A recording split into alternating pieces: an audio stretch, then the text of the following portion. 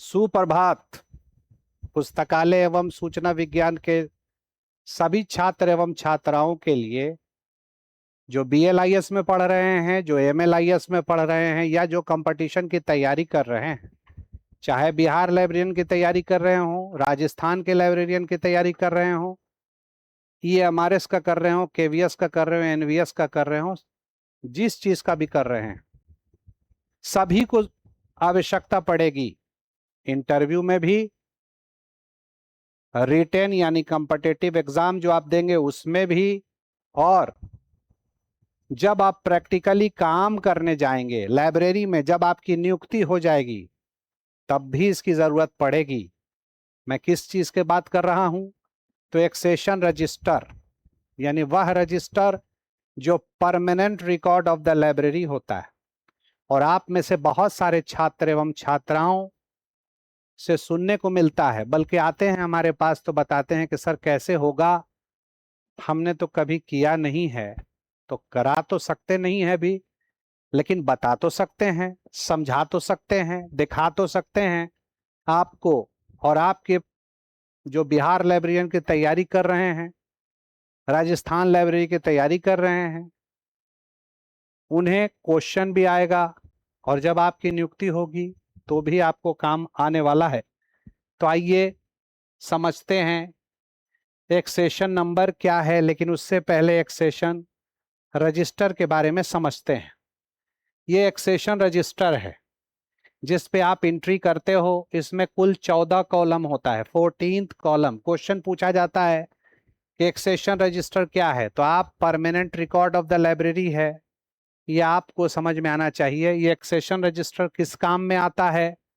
तो कहा कि जब हम एनुअल रिपोर्ट बनाते हैं तो काम आता है, जब हमारी लाइब्रेरी में ऑडिट होता है तब काम में आता है, और जब पुस्तकें खो जाती हैं और उस पुस्तक को उपयोगकर्ता से प्राप्त करना है यानी उसका प्राइस लेना है, तो उस प्राइस की जानकारी भी हमें इस एक्सेशन रजिस्टर से मिलता है। यानी एक लाइन में अगर कहा जाए तो प्रशासनिक कार्य जो होता है पुस्तकालय में, सभी में इसका उपयोग है, चाहे भंडार सत्यापन ही क्यों ना हो, स्टॉक वेरिफिकेशन क्यों ना हो। एक्सेशन रजिस्टर को इसीलिए तो permanent record of the library कहा जाता है। प्रतियोगी परीक्षा में जो बिहार लाइब्रेरियन के जो लोग तैयारी कर रहे हैं, जो राजस्थान की लाइब्रेरी की तैयारी कर रहे हैं, या किसी भी प्रतियोगी परीक्षा जो लाइब्रेरी साइंस से रिलेटेड है आप तैयारी कर रहे हैं, इसमें क्वेश्चन कैसे आता है? तो साइज पूछा जाता है। साइज जो एक तो मैंने बता दिया कि आपको याद रखना है, टिक करना है, परमानेंट रिकॉर्ड द लाइब्रेरी है। दूसरा इसका साइज पूछा जाता है तो आपको याद रखना है कि 16x13, 16x13 इंच का होता है। 16x13 इंच का इसकी लंबाई एंड चौड़ाई होती है, 16x13 इंच का एक सेशन रजिस्टर का। दूसरा पूछा जाता है कि हाउ मेनी कॉलम, कितने कॉलम हैं। तो आप अगर पुराने ढंगे से अगर दिया हुआ है, यानी आपको जनरल फाइनेंशियल रूल नहीं दिया हुआ है, तो 14 कॉलम होता है, 14th कॉलम। एक बार नहीं, अनेक बार प्रश्न आया है एग्जाम में, 14 कॉलम होता है। और अगर उसमें एक लाइन फोचड़ लगा दिया, एक लाइन लिख दिया कि GFR 2005 के अनुसार, GFR के मतलब हो गया जनरल फाइनेंशियल रूल 2005 के अनुसार, तो याद रखना होगा 15 कॉलम है। और अगर GFR 2017 भी दे दिया तो भी 15 कॉलम है, याद रखना है। अब यहाँ देखिए, यहाँ पर 1 2 3 4 सीरियल नंबर लिखेंगे, यहाँ पर एक सेशन नंबर लिखाएगा। जैसे जैसे बढ़ता जाएगा, यानी जिस क्रम से पाठ्य सामग्री आएगी लाइब्रेरी में, उसका एंट्री यहाँ होगा। अब आपके मन में आएगा कि लाइब्रेरी में पाठ्य सामग्री आती कैसे है? तो आइदर परचेस करके आएगा, या कोई गिफ्ट देगा, या कोई डोनेट करेगा।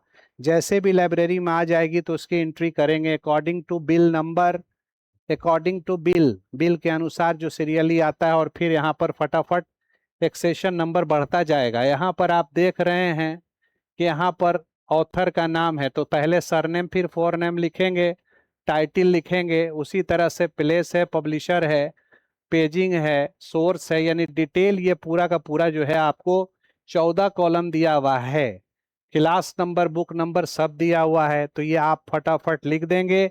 अब अगर आपसे ये पूछ दिया जाएगा कि भाई बताओ एक्सेशन नंबर क्या होता है, एक्सेशन ऑब्जेक्टिव में भी पूछा जाता है, इंटरव्यू में भी पूछा जाता है कहीं पर, और अगर आप नहीं जानते हैं तो झेपने के अलावा कुछ नहीं है। पता क्या चल रहा है कि आप नेट भी किए हुए हैं, आप पीएचडी भी किए हुए हैं, एमएलआईएस में गोल्ड मेडलिस्ट हैं, बीएलआईएस में 75% है, एमएलआईएस में 77% है, लेकिन एक्सेशन नंबर क्या होता है दाएं बाएं चकराएं आप कर देते हैं। लेकिन अगर आपको कंसेप्ट बना हुआ होगा, आप पढ़े हुए होंगे, सूझ समझ वाले होंगे, तो निश्चित आप बता देंगे कि परिग्रहण संख्या जो होता है, जिसको हम लोग इंग्लिश में एक्सेशन नंबर कहते हैं, पुस्तकालय में अर्जित पुस्तकों, यानी पुस्तकालय में जो अर्जित हो रहा है, एक्वायर हो रहा है, तो कहाँ से हो रहा है, इधर खरीद के हो रहा है, या कोई गिफ्ट दे रहा है, या कोई डोनेट कर रहा है। परिग्रहण संख्या पुस्तकालय में अर्जित पुस्तकों की क्रमिक संख्या यानी सीरियल नंबर होती है। इसे भी परसूचीकरण यानी इसे भी कैटलॉगिंग जब हम करते हैं तो उसके एंट्री में लिखा जाता है, संलेख में लिखा जाता है।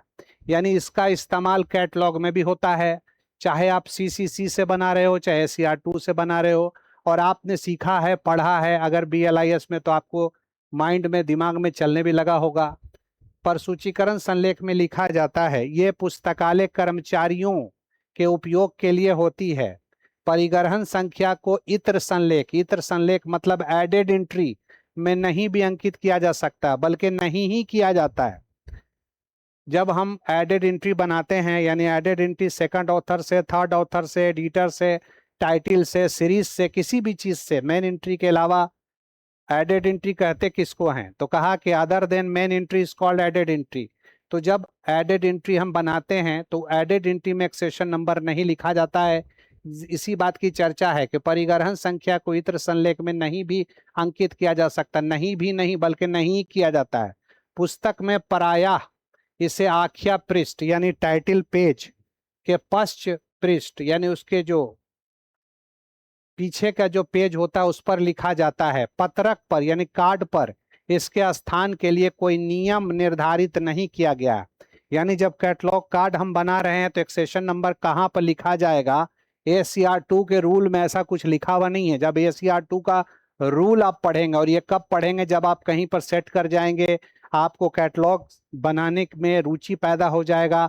जैसे कोई वकालत करता है और वकालत करने के बाद यानी लॉ करने के बाद प्रैक्टिस करता है, तो आप उसको निचोड़ता है कि कौन सा आर्टिकल में क्या है। तो उसी तरह से जब आप BLIS कर जाएंगे, MLIS करने के बाद किसी अच्छे जगह पर आप जाएंगे, आपका हैंडराइटिंग अच्छा है, आपको कैटलॉग बनाने के लिए मिलेगा, तो आपको ये ख्वाहिश पैदा होगी कि कौन से रूल के अनुसार क्या करना है। पेज अगर नहीं होगा तो कैसे लिखेंगे, अगर एक ही इसमें एक ही बुक में 5 पार्ट में पेजिंग होगा तो उसको कैसे लिखेंगे। ये सब आप ऑटोमेटिक है कि आपकी रुचि बढ़ेगी और आप निश्चित तौर पर नियम को समझेंगे, बूझेंगे, पढ़ेंगे और नई जानकारी लेंगे। तो यहाँ कह रहा है कि पत्रक पर यानी कार्ड पर इसके स्थान के लिए कोई नियम निर्धारित नहीं है कि कहाँ पर एक्सेशन लिखा जाता है। लेकिन विद्वानों का मानना है, विद्वान लोग क्या कह रहे हैं कि एकरूपता बनाए रखने के लिए, यूनिफॉर्मिटी के लिए, स्टैंडर्ड के लिए एक्सेशन नंबर को कैटलॉग के लाल क्षैतिज रेखा, लाल मतलब जो लास्ट वाला जो रहता है, लास्ट वाला जो लाल क्षैतिज रेखा से 5वें रेखा पर अंकित करते हैं। यानी ऊपर से 4 लाइन छोड़ करके, ऊपर से 4 लाइन छोड़ करके 5वें लाइन पर इसको एंट्री कर देते हैं। तो मुझे लग रहा है कि आज जो मैंने आपको बताया, इसीलिए मैं आपसे प्रतिदिन 5 मिनट मांग रहा हूं। 5 मिनट आपके ज्ञान मैं दूंगा, आपके लिए लाभ होगा। इसे आप पढ़िए भी, समझिए भी, सब्सक्राइब भी कीजिए और इस वीडियो को भी आप शेयर कर दीजिए। कहाँ तक, देर तक और दूर तक, उन बच्चों तक जो बिलिस कर रहे हैं, वो बच्चे जो BLIS कर चुके, वो बच्चे जो MLIS कर रहे हैं या कर चुके, वो बच्चे जो कंपटीशन की तैयारी कर रहे हैं, जो आपके संपर्क में हैं, उन्हें भी दे दीजिए। और भाई वो स्वीकार कर लेंगे। कोई आप उनसे फीस ले रहे हैं या हम फीस ले रहे हैं? नहीं। और लिस कैरियर यूट्यूब को सब्सक्राइब कर दीजिए, शेयर, लाइक, कमेंट्स, यही आपका सहयोग मेरे लिए बड़ा होगा। और लिस कैरियर ऐप को भी आप डाउनलोड कर लें, आपको पता चल जाएगा कि उस पर कौन कौन कोर्स चल रहा है, कंपटीशन का भी चल रहा है और BLIS का भी चल रहा है, प्रैक्टिकल का सब आपको जानकारी मिल जाएगी। तो थैंक यू वेरी मच, और आज का दिन आपका अच्छा हो, सफल हो, कामयाब हो, इसी दुआ के साथ, इसी आशीर्वाद के साथ मैं आपसे अलविदा चाह रहा हूं।